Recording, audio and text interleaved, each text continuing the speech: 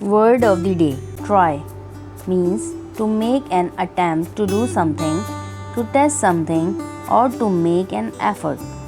मतलब कोशिश करना, परखना, आजमाना. Let's learn uses of the word try with examples and practice sentences. English Booster by Kashwani. One word a day. Say it the better way.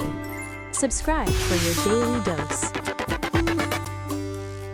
To make an attempt to do something, कोशिश करना. Example: I will try to finish my homework. मैं अपना homework ख़त्म करने की कोशिश करूँगी. To test or experiment with something, कुछ आजमाना या परखना. Example: Try this new recipe. ये नया नुस्खा आजमाओ. To make an effort despite difficulty, मुश्किल काम के बावजूद कोशिश करना. Example: Don't give up, just try again. हिम्मत ना हारो, बस दोबारा कोशिश करो.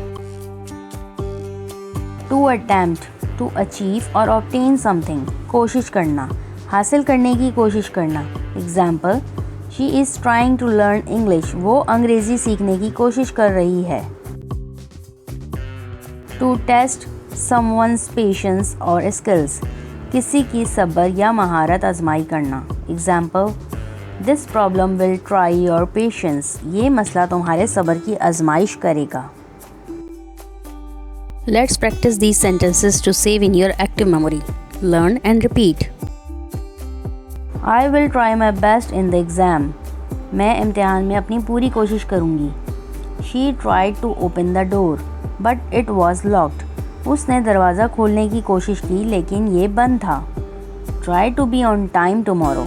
कल वक्त पर आने की कोशिश करो. He tried a new hairstyle. उसने नया हेयर स्टाइल आजमाया.